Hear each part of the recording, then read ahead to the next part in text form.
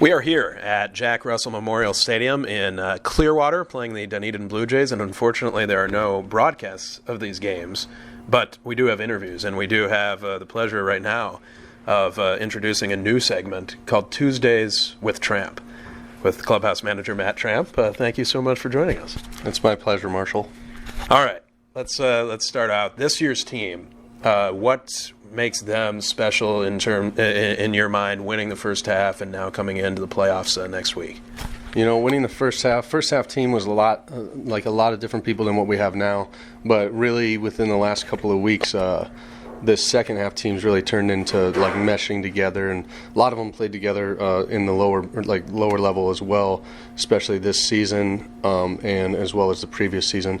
So I think everybody kind of just comes in together, and at the end of the day, play ball to win, and we're doing that, so it's kind of fun. It seems like guys among hitters who may have started slow here, they're picking things up, starting to get acclimated to the league, and the pitching has been phenomenal all season. And I think, you know, what the Miracle will throw out in the first round of the playoffs is going to be tough to beat.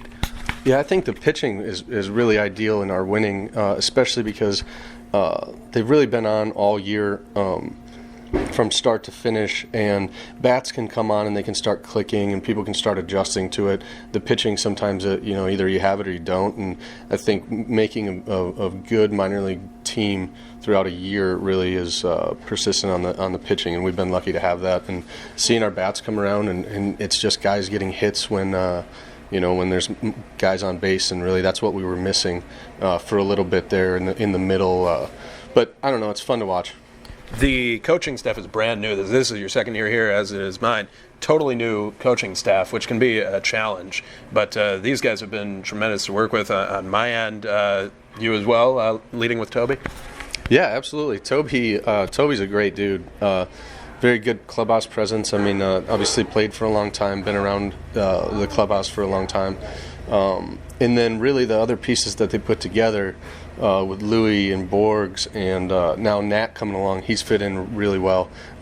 It's kind of fun. It's good to show up every day and see their faces and joke around with them, and go golfing and go out to dinners. And it's been a good year. And it was a little nerve-wracking at the beginning of the year when they said, "Oh, by the way, you don't have a single returning staff member, so you're performing in front of new people." And it's really been fun. It's really been a good time. You've been around the game for a while. How important is it for the manager, in this case Toby, to set the mood and the atmosphere for the entire clubhouse? He keeps it pretty laid back. I mean, he's not going to be a guy who's going to jump all over you. I mean, he will if he has to, but with the guys, there's a lot of respect there. You can go to Toby or Toby can come to you, and he notices the little things too that can be pointed out, and he just sets the tone for a good day and good road trips, good homestands. Like it's a fun atmosphere. Let's get into your personal journey in this game a little bit. How did you get into baseball originally? I started as a bat boy when I was 11 years old, and from there I just started noticing things around the clubhouse that really weren't getting done, that players were either complaining about with the clubby that we had there. So I just kind of started taking on more.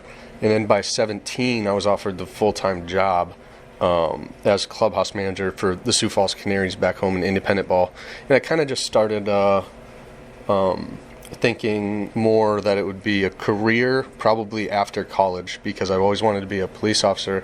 When that didn't come to fruition, I then thought, well, I like what I'm doing, so might as well go with it. And every single February, I would be getting phone calls from random teams of random people that heard from me, and I kept turning them down. And then one year, Corpus Christi called with the Houston Astros AA and offered me a job, and I thought, I'll take it.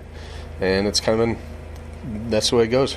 And it's a family thing for you. Your brother is still in Corpus Christi. Yeah, when I after Corpus Christi, I went to Biloxi AA with the Brewers, and my brother was hating his life back home, and I called him and I said, I got a place for you, got a job for you, I'll take care of you the whole year. So he came down to Biloxi and was my assistant for a year, and now he took over in Corpus 2 years ago, and he's been there ever since. He met the love of his life there, and it's pretty cool. It's a fun game, and I always have him to call and talk to. He has me to call and talk to, but it's fun, and I think our family knows a little bit about baseball just because of us.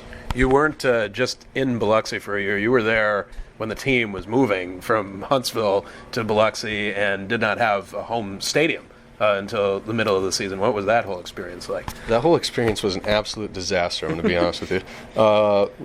I show up there, and I drive to the stadium address, and it says, "You've arrived at your destination." And this is after 22 hours in a car. "You've arrived at your destination," and I get there, and there's not even not alone stadium seats. There's no stadium or field or anything. And I honestly almost got in my car and drove back home. But I didn't. I stayed there. We went and we played 55 games on the road, and me and my favorite Penske truck went everywhere in the Southern League, city to city, and got to know the players real well because you're spending every waking moment of your day with them. It was a cool experience, but it kind of drove me a little wild. So I'm glad it's over with. But the team did well playing all those games on the road, which you wouldn't expect. You would think, even if they're talented players, they're not going to survive going through that type of thing. But they did. Yeah, honestly, I think we had the best record in baseball in minor league baseball during that time, and then we were just so good, full of prospects. A lot of those guys are in the league now. I think we had 5 guys called up after the season for September, and it was cool. We were really talented, really good group.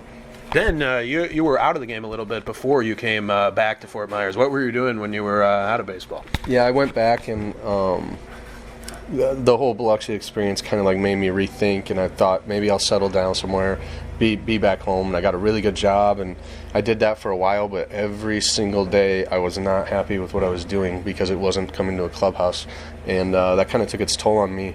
I was in Vegas for a bachelor party, and Chris Peters kept calling me, and so 3 days later I was in my truck heading down to Fort Myers, and it's been fun ever since. What in your mind makes a good clubbie? Because you've seen guys around the game. What do you think goes into making a good one? I think attention to detail, and I think time management is huge. But also, I think, to be honest with you, a lot of people do it for the wrong reasons, and a lot of people do it because they think it's going to get them, close to major leaguers and all that. I do it because I love it. Every day I wake up and I get to come to a ballpark, and I'm driving my truck down the row of palms heading to Hammond Stadium, and it's really kind of breathtaking. And I know, I walk into a clubhouse and I get to do this and then come on the road, and we had a 7 o'clock tee time this morning, and we hit them all over the place. But we've had better rounds. But I don't know. It's just, I love the lifestyle. I love coming to the field every day. I won't ask you this question for the current players because it won't throw anybody under the bus. But favorite players that you covered before you came to Fort Myers? I got along real well with Josh Hader. We'd golf a lot, golf and fish. I had him both in Corpus, and then he got traded to the Brewers the very next year. So he went from my clubhouse the year before to that one. Yadiel Rivera was really cool. But, I keep in touch with almost everybody, and it's easier with social media and everything like that. Get to see, people getting engaged, people having babies, and kind of, their transition out of baseball for some of them. But no, it's cool. You get to meet people from everywhere, and I think that really helps me understand the world a little bit more too, because it's not just people from America who are playing this game. It's all over the place, and it's really, really you learn a lot about culture in a lot of different places, and that's pretty cool. Couple of quickies to close here on Tuesdays with Tramp, our new segment on the Miracle pregame show. We don't have much longer of the season, so this might be the only segment, but maybe we'll do another one in the postseason. Seeing players get to the big leagues, for me as a broadcaster, that is one of the coolest things about the job. We had a guy this year in Randy Dobnak who started here and got to the big leagues. Luis Arraez, I remember we got back from Bradenton on the night he got called up to the big leagues, and that was the night where Lewin Diaz hit 3 home runs, and you had Bradenton throwing at Royce Lewis, and all anybody could talk about was Luis Arraez getting to the big leagues. How cool is it for you when you see a guy make it all the way? It's pretty cool. I don't really have much part in them making it to the big leagues. I'd like to think that they'll respect their time that they had with me, but I want everybody to make it to the big leagues. Ultimately, that's not going to be the case. Seeing them get there and knowing them as a person, I think, is the coolest, because you get to know what it's like for their wives and their girlfriends and their parents, because you meet them and you talk to them all day long. Seeing it's not just that player getting there; it's his entire family and support system, and you see him in the crowd, and you kind of gives you chills, because you feel that excitement for him, and that's probably the best part. And then finally, you got a ring last year. What would a second one mean to you as we start the quest here next week?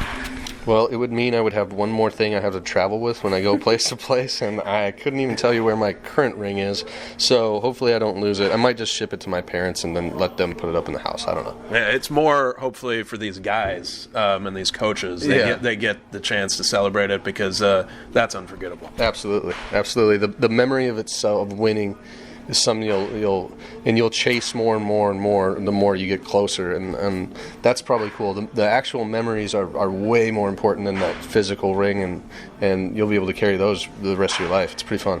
No doubt about it. Thank you so much for the time, Matt, and we will talk to you soon. All right, thanks, Marshall. That's Miracle Clubhouse manager Matt Tramp. Tuesdays with Tramp, as we are talking here from Jack Russell Memorial Stadium in downtown Clearwater, getting ready to play the Dunedin Blue Jays.